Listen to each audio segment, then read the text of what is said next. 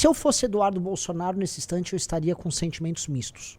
Mistos porque alguns de seus aliados na Europa obtiveram vitória, vamos dizer, esmagadora, tá? Em muitos locais. Tá certo que o parlamento europeu continua com uma coalizão de centro mandando, mas o tal avanço da extrema-direita, que, enfim, tem que se provar extrema-direita, porque é uma direita anti-imigração, e sim, você pode ser anti-imigração e não ser nazista, tá? Esse avanço tá claro, tá dado, a AfD na Alemanha, a Espanha, o pessoal foi bem, na França assustou demais, Macron derruba o parlamento. Então, se por um lado, tá, a Eduardo Bolsonaro comemora, de outro aqui no Brasil a gente tá enxergando algo que foi previsto por nós há certo tempo atrás, que é a ideia de que o bolsonarismo como causa iria começar a perder, vamos dizer, uma espécie de tração, e aí você ia ver a ascensão de elementos internos buscando a liderança do processo. E é isso que está acontecendo agora, nesse instante, tá? Que é um dos momentos que eu posso colocar aqui mais importantes desde o surgimento daquilo que a gente chama de direita brasileira a partir de 2014, tá? E por que é um dos momentos mais importantes? Estamos assistindo agora uma espécie de armadilha de Tucídides dentro do bolsonarismo. Alguém aqui no chat sabe o que é uma armadilha de Tucídides? Digite 1 se você sabe, digite 2 se não, tá? É bem importante. Armadilha de Tucídides é o quê? Tá? Isso aqui é um conceito que se depreende do livro A Guerra do Peloponeso, escrito por Tucídides, que era um ateniense. Tá? Tucídides escreve, ele relata, vamos dizer, grande parte da Guerra do Peloponeso, que foi o confronto entre Atenas e Esparta pela hegemonia, tá, do universo grego, ali da pequena região a qual se encerra o universo grego. Tá? E como é que se dava isso? Ora, Atenas saiu fortalecida do confronto com os persas, tá? E Atenas começou a criar sua espécie de império. Atenas, que era uma democracia. E Esparta, que era a grande potência, começava a enxergar esse crescimento de Atenas. Esse crescimento de uma nova força, de uma nova potência, dentro do universo de uma antiga potência hegemônica, provoca uma série de tensões. E aí qualquer pequena disputa de canto pode se transformar numa guerra geral, num conflito geral. Entendeu? Então você teve um problema sobre a cidade de Corinto, você teve uma série de problemas, de pequenos enfrentamentos em que a tensão foi subindo, né? Atenas constrói sua muralha, Atenas tinha sua armada, né? E aquilo irritava Esparta, e aí aquilo foi esquentando até o momento que virou um grande conflito armado, tá? Todo mundo sabe a famosa Guerra do Peloponeso, que teve momentos diferentes de vantagem para cada um dos lados, até que os espartanos venceram, depois Tebas vai para cima, ganha deles, e depois vem Filipe da Macedônia, e depois Alexandre, e, né, acabou a brincadeira, tá? Estou falando disso porque a armadilha de Tucídides trata, tá, da ascensão de uma força e o conflito dela com a força estabelecida. E nós estamos enxergando algumas armadilhas aqui. Uma armadilha chamada uma armadilha, vamos dizer, armadilha de Carlos Xíxides, tá?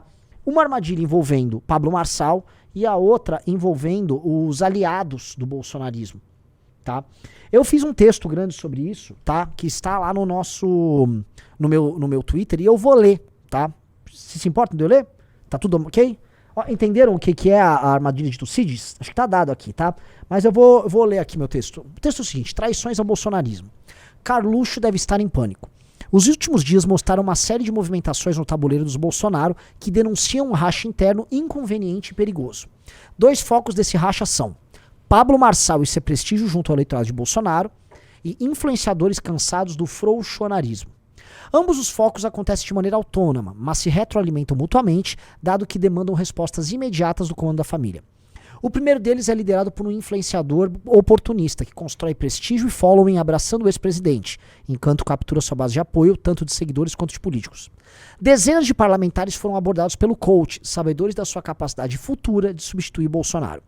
Influenciadores diversos já estão usando suas redes de páginas e perfis para cultuar o candidato a prefeito. É o caso do oportunista Welton Freitas, eu vou mostrar depois o vídeo dele, que organiza grandes collabs no Instagram e substitui Bolsonaro por Marçal como o grande herói da direita. A ida de Marçal ao Congresso na última semana assustou a família oficial. Foram dezenas de encontros, uma estranha proximidade com Nicolas, uma vassalagem explícita de Cleitinho e supostas promessas de apoio em redes e envio de recursos por parte do coach. Não duvido, mas ele sequer precisa disso. Marçal ganhará apoio caso se firme como futuro. Os apoiadores bolsonaristas sabem disso. O segundo foco ficou explícito na manifestação desse domingo. Convocada por influenciadores insatisfeitos e estrelada por deputados de segunda linha, Zambelli e Príncipe, mas novistas procurando protagonismo, como Dallagnol, Marcel e Cia, foi um teste de independência de um grupo que gostaria de conduzir, para além de Bolsonaro, as brigas da direita com o STF-PT. O ato foi desconvocado por Jair na última semana, mas a despeito disso aconteceu. Flopado teve seu fracasso denunciado e celebrado por aliados fiéis de Carlos Bolsonaro. Podemos esperar retaliações aos envolvidos para além de Carluxo? Ainda não sabemos, mas a primeira tentativa de colocar o bloco na rua sem Bolsonaro está aí. O que eu acho disso? É meio repetitivo falar que Bolsonaro construiu seu apoio com mercenários, que os influenciadores e deputados estão lá pelo oportunismo e pelo medo, e que procuram uma saída honrosa do cabeça de Carluxo. Tudo isso é óbvio. Também é óbvio afirmar que a base de deputados de Bolsonaro não vale o que come, que gente como Dallagnol trai até a mãe em nome do carreirismo e que essa turma toda junta destruiu o campo da direita, transformou parte da população em zumbi e defendeu toda sorte de merda em nome do prestígio compartilhado de Bolsonaro. São todos filhos da puta. O ponto central é que Bolsonaro, inelegível e sem rumo, não fornece um caminho que alimente essa base. Influenciadores precisam de fatos e aventuras, deputados precisam de um projeto. Enfrentar Xandão é duro e arriscado, e nem sempre rende o que deveria. É uma briga quase personalíssima de Jair, e o custo compartilhado é alto. Seria muito mais fácil seguir uma liderança sem tais problemas, com um horizonte de poder descomplicado. Tarcísio e Marçal representam isso. A massa de eleitores se cansará dessas disputas. Ela precisa de outro demagogo com poderes místicos que resolva os problemas do Brasil via frases de efeito. Marçal faz isso, melhor do que qualquer um. É uma aposta. Outra é tentar construir essa luta de sistema, como propõem os revolucionários de Miami, para além de Bolsonaro. Eles consideram o presidente um frouxo e não querem depender dos seus humores e dos interesses de Valdemar.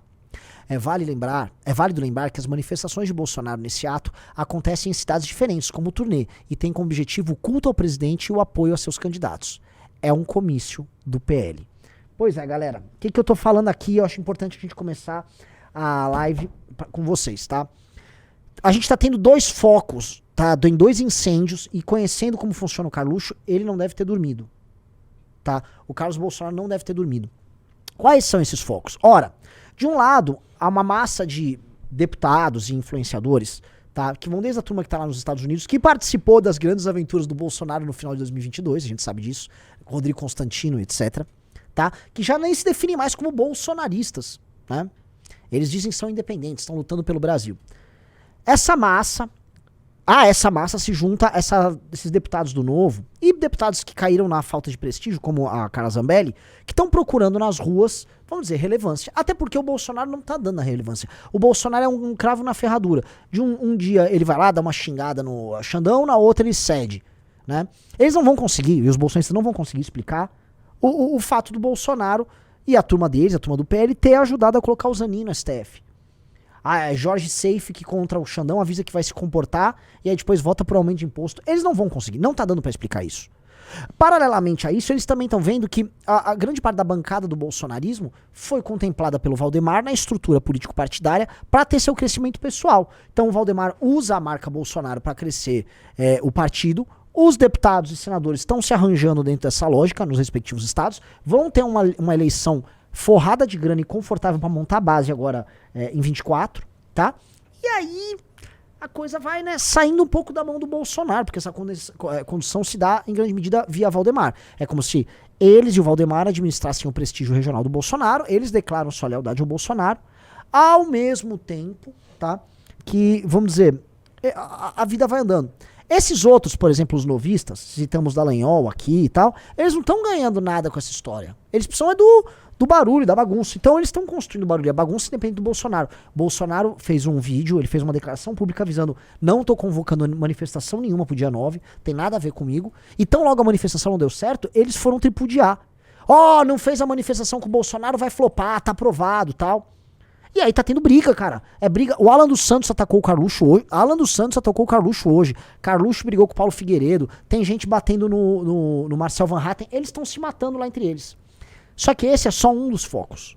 O outro foco, que é um foco muito mais perigoso, mas muito mais perigoso, é o Pablo Marçal. Porque o Pablo Marçal, e todo mundo já percebeu isso, é um sujeito esperto, tá? É um sujeito que tem um crescimento em redes próprio, particular, tá? Né, vamos dizer, cativa a atenção de pessoas A partir da minha idade, eu tenho 40 anos, mas assim, dos 35 até os 55, o Pablo Marçal voa, tá? Ele pega essa galera de meia idade e que não tá conseguindo crescer na vida e fala, não, arruma teu mindset, acorda... Aquelas conversas de coach, nem vou entrar em detalhe, porque eu nunca fiquei, né, vou atentar sobre a obra de Pablo Marçal. Atentarei, tá? Agora que o cara virou uma personalidade política, até já falei com o Orlando, a gente vai ter que estudar a obra de Pablo Marçal. Vamos estudar a fundo como pensa Pablo Marçal. Vamos conhecer os livros. Ele disse que publicou, sei lá, 150 livros, né? O que a gente vai descobrir quando abrir esses livros, né? Ele escreveu esses livros? A coisa já começa aí, né? A gente já sabe a resposta, é óbvio, né? Mas vamos conhecer a obra, né? O que pensa esse homem. Então a Academia Valete e o Valete Plus, que é o clube MBL, que vai mudar de nome, a gente vai se debruçar, vamos entender a mente deste homem que hoje é o maior candidato a suceder Bolsonaro na liderança desse campo, tá? Sim, triste o país em que isso acontece, mas honestamente eu não tenho nada a ver com isso. Isso não é problema meu, porque o nosso público, tá? As pessoas que nos acompanham e que constroem a missão, que constroem a MBL, que constroem uma série de candidaturas jovens e honestas, essa galera tá em outra. Essa galera não acha Pablo Marçal gênio. Essa galera já percebeu que o Bolsonaro é engodo, tá? O Lucas Parnó falou o tal do governalismo de Pablo Marçal. Exato, né? O cara, assim, ele é tão humilde que ele conseguiu, entre um curso e outro, criar a sua própria doutrina política, né? John Locke? Não, nada disso, nada disso. Pablo Marçal, governalismo, ele criou, né? Eu já li detalhes sobre governalismo, enfim. Então, o nosso querido guerreiro Pablo Marçal, né, herói, ele foi até Brasília, ele se encontrou com dezenas de deputados bolsonaristas, ele encontrou com o próprio Bolsonaro, ganhou uma medalha de imbrochável, meio que anunciou como se fosse um apoio à candidatura dele para prefeito, tá? Em resumo, ele tá cooptando ali o bolsonarismo, isso começou a gerar ciúmes. Hoje eu até postei no meu Instagram, no meu Twitter, mas depois eu queria pedir pra produção colocar, não agora, mas daqui a pouco na live, o Cleitinho. Né? O Cleitinho, o aliado do Nicolas Cleitinho, o bolsonarista de ocasião Cleitinho, já tava se derretendo.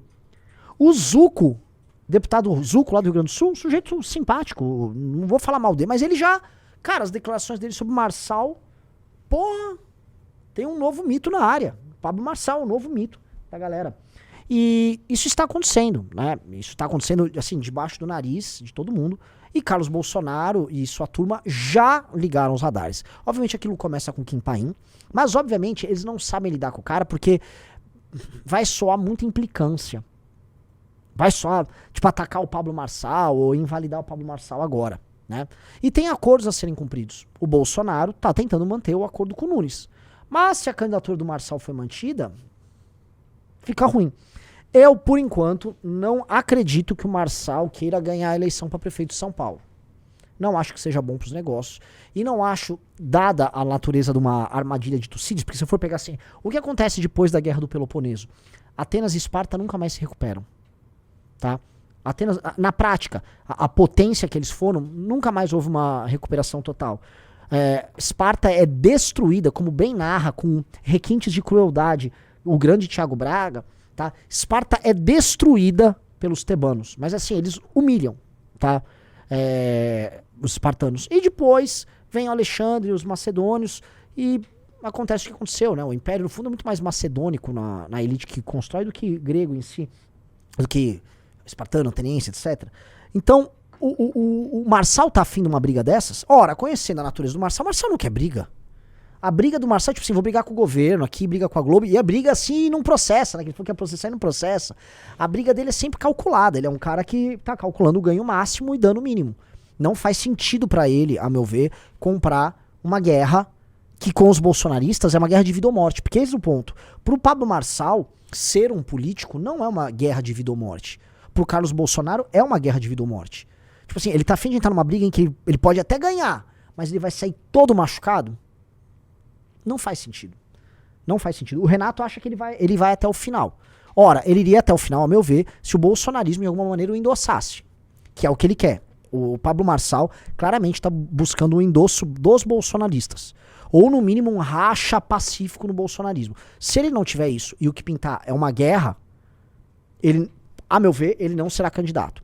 Mas o ponto, assim, incomodou demais, tá, ao bolsonarismo, a postura de deputados bolsonaristas diante de um Pablo Marçal. É como se surgisse um novo ídolo para que eles seguissem. E é verdade. Aquele textão que eu coloquei, o Bolsonaro hoje entrega qual aventura? É só briga com o STF. A briga tinha dado uma melhoradinha quando entrou o Elon Musk na parada. Né? Mas o Elon Musk, a gente falou, ó, e eu assim, né? Eu sou mó lover do Musk, né? Mas o Musk soltando foguete, não o Musk se envolvendo com o bolsonarismo, né? Bons Musk com foguete é demais. Adoro o Musk fogueteiro, defendo ele, acho ele um gênio. Gênio! Muskzinho, 160 de QI, não é? Brabíssimo. Brabíssimo, tá? Mas, né?